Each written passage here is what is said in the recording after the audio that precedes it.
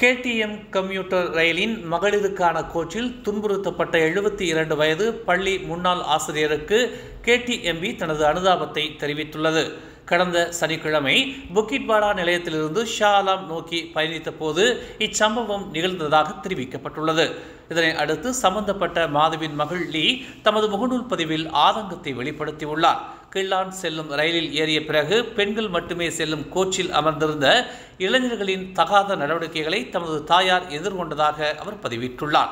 மகளிர் பெட்டியில் இடம் பிடித்ததற்காக தமது தாயார் அவர்களுக்கு அறிவுறுத்தியதால் இந்த துன்புறுத்தலுக்கு ஆளானதாக அந்த பதிவில் குறிப்பிட்டுள்ளார்.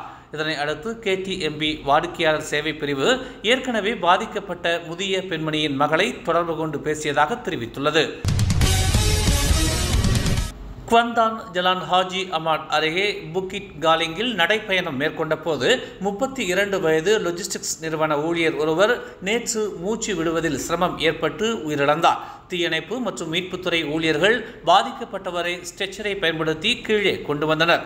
பின்னர் அவர் இரவு 7:20 மணியளவில் இறந்ததாக மருத்துவ ஊழியர்களால் அறிவிக்கப்பட்டது. பாதிக்கப்பட்டவர் தனது மருமகன் உட்பட 3 பேருடன் காலை 9 மணி அளவில் தரையிலிருந்து 296 மீட்டர் உயரத்தில் உள்ள புக்கிட் காலிங்கில் ஏற தனது பயணத்தை தொடங்கியதாக கொந்தான் காவல்துறையின் தலைமை உதவி ஆணையர் வான் முகமது ஜகாரி வான் புசு தெரிவித்தார்.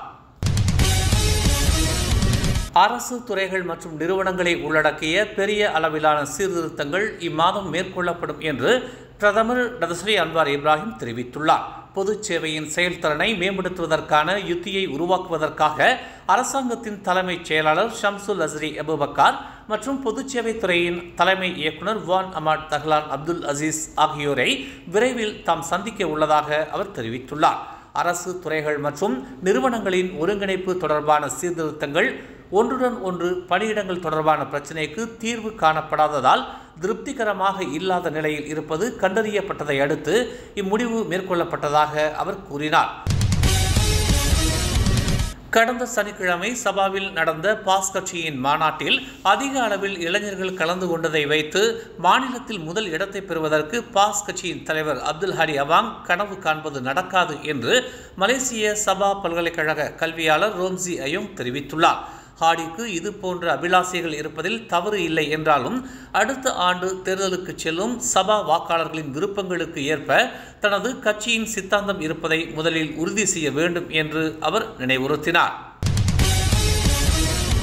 பல ஆண்டுகளாக PA மற்றும் PPR அரசு பொது வீடமைப்பு பகுதிகளில் வசிப்பவர்கள் 2000க்கும் மேற்பட்ட கைவிடப்பட்ட வாகனங்கள் தங்கள் வளாகத்தில் உள்ள வாகன நிறுத்தும் இடங்களை ஆக்கிரமிப்பதை தாங்க வேண்டிய கட்டாயத்தில் உள்ளதாக தெரிவித்துள்ளனர்.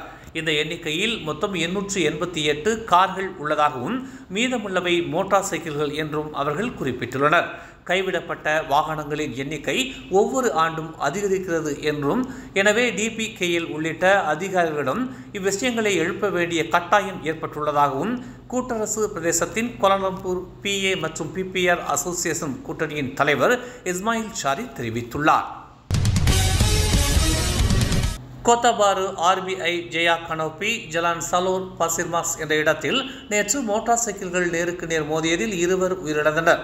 மாலை 5:40 மணி அளவில் நடந்த இந்த விபத்தில் 28 முதல் 79 வயதுக்கு உட்பட்ட மோட்டார் சைக்கிள் ஓட்டிகள் தலையில் பலத்த காயம் ஏற்பட்டு சம்பவ இடத்திலேயே உயிரிழந்ததாக மாவட்ட காவல்துறை தலைவர் உதவி ஆணையர் முகமது ரோஸ்டி தாவூத் தெரிவித்தார்.